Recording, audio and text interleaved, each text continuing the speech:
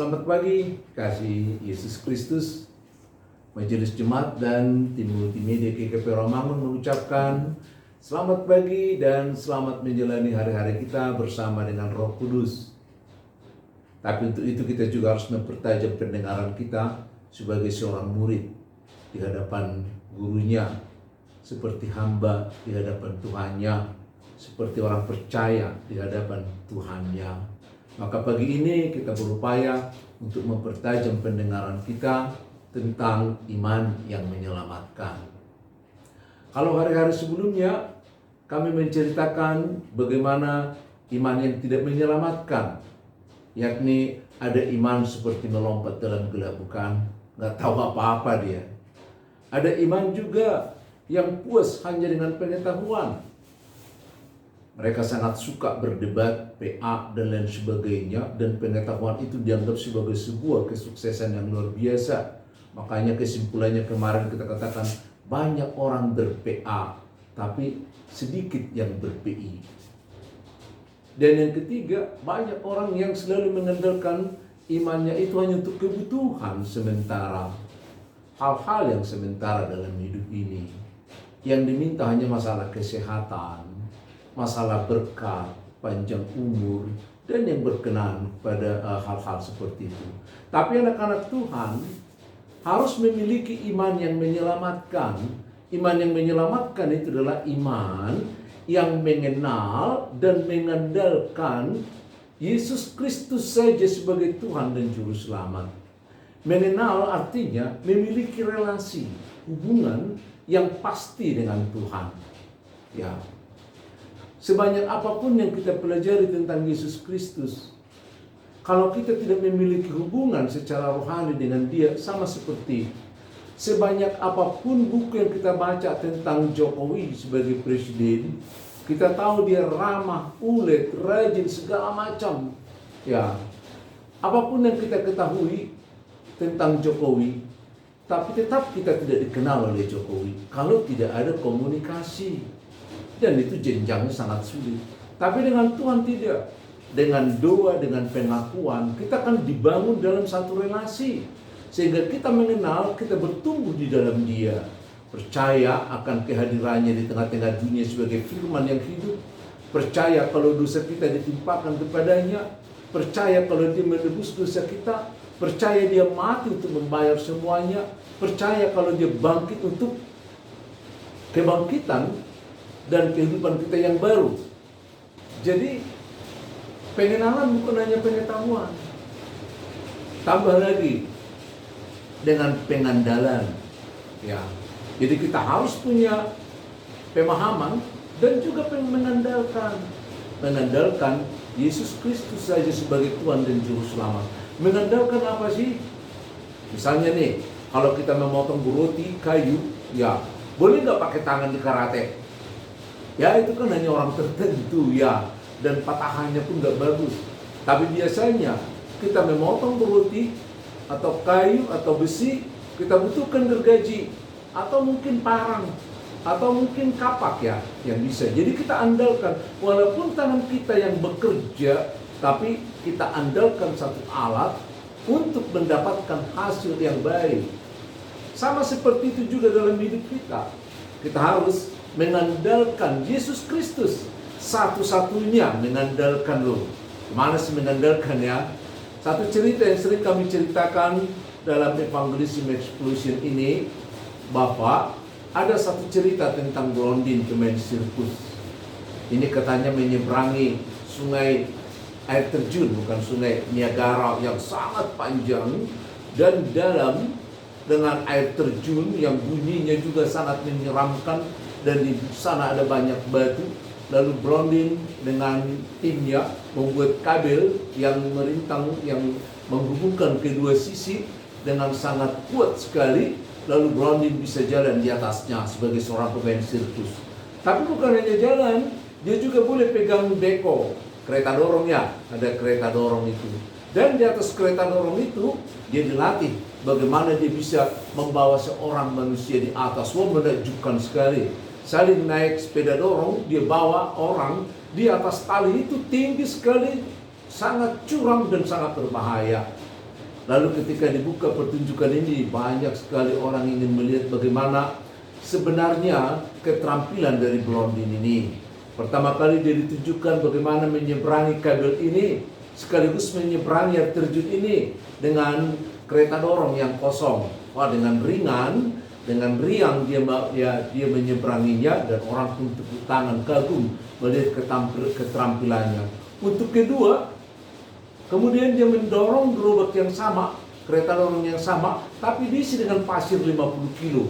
Itu meyakinkan orang bahwa dia memiliki kemampuan untuk itu, dan sukses. Lalu ketika ditanya kepada orang yang telah menyaksikan bagian pertama dan kedua, yakin enggak kalau Blondin ini nanti menyeberang dari sisi yang satu ke sisi yang lain dengan membawa satu orang manusia di atas kereta dorong ini? Lalu banyak orang mengatakan, yakin, karena keterampilannya udah dilihat. Lalu makin ditanya, makin banyak orang yang yakin.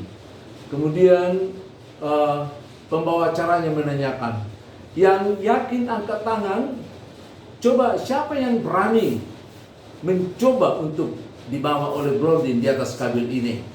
Satu-satu tangan mulai turun, gak berani. Makin ditanya, makin turun tangannya. Gak ada lagi tadi. Yang tadinya yakin itu seperti gak yakin lagi. Sampai terakhir ditanya, ada enggak yang berani mencoba? Ternyata gak ada yang berani mencoba. Karena pertunjukan hampir gagal, maka ada seorang remaja yang menyodorkan diri dengan mengatakan, daripada nggak terjadi, nggak ada pertunjukan, biarlah saya yang dinaikkan di bawah, gitu ya. Karena anak ini juga tidak dikenal oleh manusia yang ada di situ. Sekiranya itu anak saudaranya pasti nggak mau, pasti dilarang.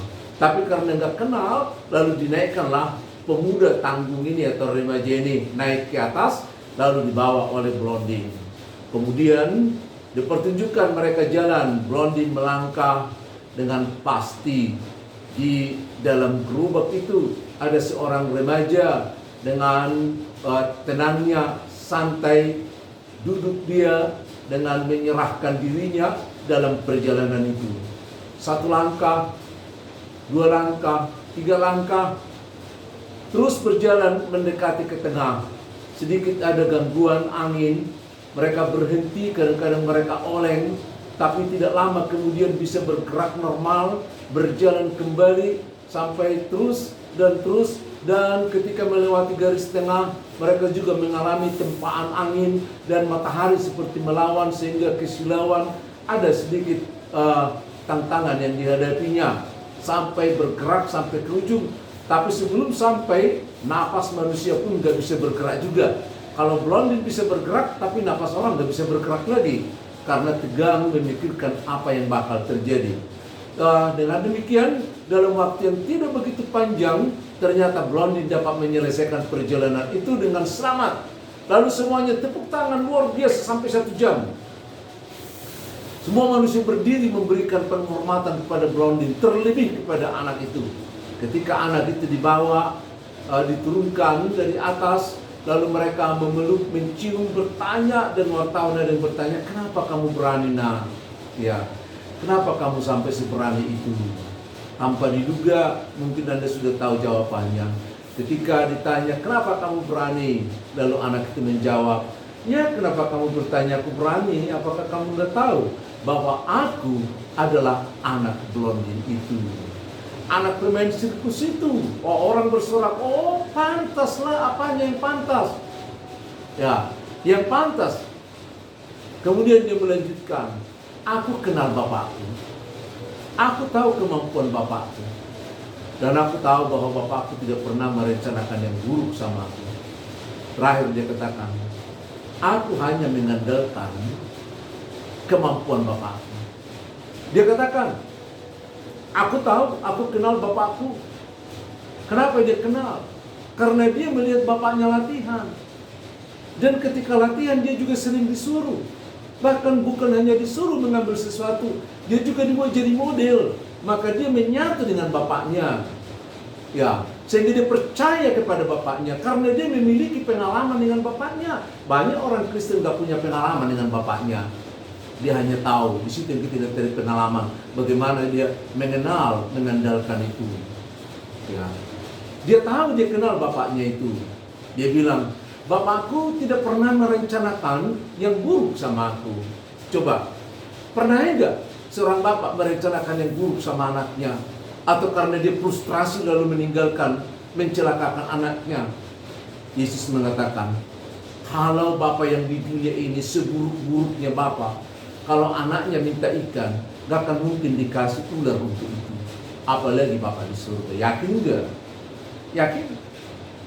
Ya itulah pengandalan itu. Lalu terakhir dia katakan, aku hanya mengandalkan kekuatan bapakku, keterampilannya. Anda lihat tadi di atas, ketika angin berembus dari barat, kami oleng ke timur. Tapi ku ikuti oleng, saya ikuti gerakan itu, saya tidak melawannya. Coba kalau bapak membonceng istri, karena ketika sepeda motornya kencang, agak miring sedikit ke kiri, lalu istrinya melawan, digesernya ke kanan, apa yang terjadi? Sama seperti itu. Kalau kepada kita diberikan firman Tuhan, kita harus mengandalkan firman Tuhan itu. Tapi seringkali orang ingin memodifikasi sesuai dengan keinginannya, maka terjadilah hal-hal demikian. Hidup kita juga seperti itu. Ketika Blondin dengan keterampilannya yang sudah teruji menyeberangi sungai Niagara atau air terjun itu, membawa seorang yang ternyata adalah anaknya, sama seperti Bapa, menyeberangkan kita dari kegelapan ke dalam terang, menyeberangkan kita dari kematian ke dalam kehidupan. Tapi kita harus meninggalkan segala sesuatunya. Ya, meninggalkan apa yang ada di dunia ini. Seperti minggu lalu saya bawakan dalam renungan, dan juga yang dikatakan oleh Salomo, semuanya sia-sia. Jadi semua yang sia-sia ini harus kita tinggalkan. Jangan kita mengandalkan yang sia-sia, tapi kita harus mengandalkan sesuatu yang berguna untuk Tuhan. Contoh nih, ada satu kapal yang pecah di tengah laut karena dipukul oleh gelombang. Lalu orangnya pada berpencaran. Ada yang memeluk sebuah serpihan perahu yang dari kayu itu. Lalu dia memeluk itu, menunggu ada pertolongan. Kemudian datang sebuah kapal yang agak besar, lalu mendekati dia, tapi tinggi kapal ini. Kemudian kepadanya dilemparkan tali. Tali pun diikatkan ke pinggangnya. Tapi coba saudara-saudara, ketika tali itu ditarik, ternyata dia tidak mau melepaskan pelukannya dengan serpihan dari kapal itu. Dia sayang dengan serpihan kapal itu. Dia sayang dengan sampah yang dari kapal itu. Sama seperti hidup kita. Kita sayang segala sesuatunya. Sehingga ketika kita diseret, ketika kita ditarik, kita tidak mau melepaskannya. Ya, saudara, kalau mau diselamatkan oleh Tuhan, seperti anak Blondin tadi, dia mengandalkan kekuatan bapaknya. Kemudian dia mengabaikan kekuatannya. Ini harus ditinggalkan dulu kekuatannya itu. Karena dia tahu, bersama dengan bapaknya, dia mendapat kecukupan untuk menyeberangi air terjun Niagara itu. Sama dengan satu cerita juga, ketika ada seseorang jatuh ke dalam lubang, ada 10 meter ya. Kemudian ada kawannya yang melihat, maka dia ambil tali. Tapi tali untuk menarik dari bawah itu kurang panjangnya. Gimana kalau tali yang bagus, yang besar itu ketika diulurkan ke bawah, tapi kurang 2 meter lagi, lalu disambung dengan benang? Sanggup bukan?